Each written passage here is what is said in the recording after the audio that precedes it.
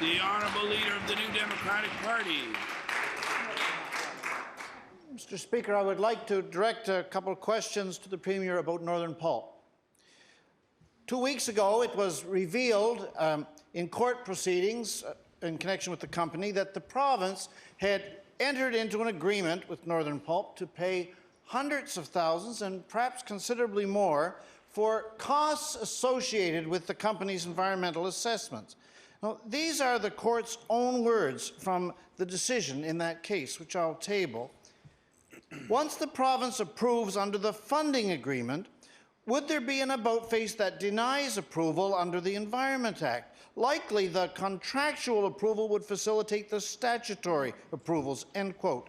Will the Premier acknowledge that the independence of the environmental assessment system has been brought into question by these payments to Northern Pulp? The Honourable Premier. Thank you, Mr. Speaker. I want to thank the Honourable for the question. No, Mr. Speaker, I would not. I want to tell the Honourable member what happens. He knows we are closing Boat Harbour 9 years, 10 months early. We know there's a liability associated with that. We were in negotiations about that liability. The payment that he's referring to is associated with that, Mr. Speaker. But the reality of it is what we did say to the company, that if they are not here operating, they are not going to use just the excuse of Boat Harbour being closed, Mr. Speaker, that we would require them. We would then have a very different discussion if they leave before that. So, Mr. Speaker, the entire conversation was about our liability associated with Boat Harbour. The Honourable Leader of the New Democratic Party.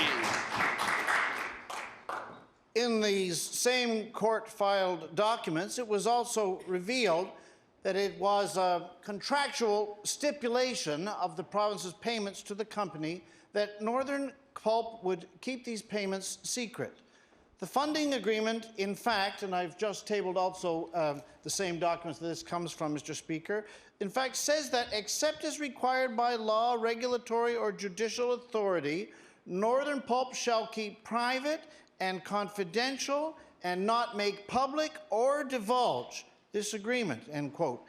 Will the Premier then explain why his government insisted that its payments to the company be kept secret from the people of the province?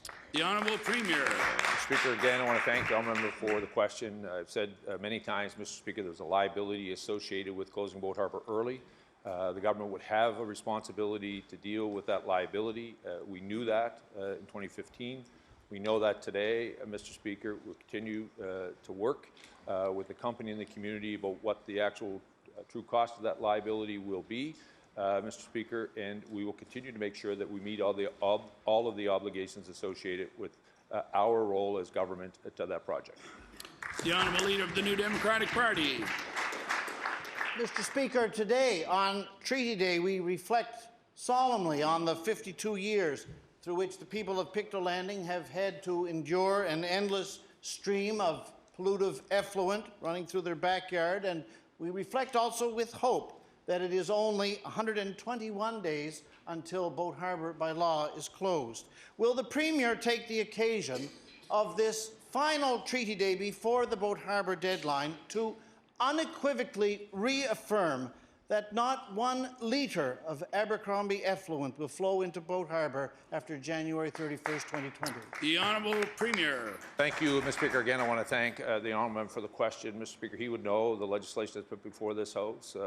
There's a process ongoing around an environmental assessment for the for the mill to meet, Mr. Speaker. There has been no my understanding, there's been no application or approval. We're still moving towards January 31, 2020.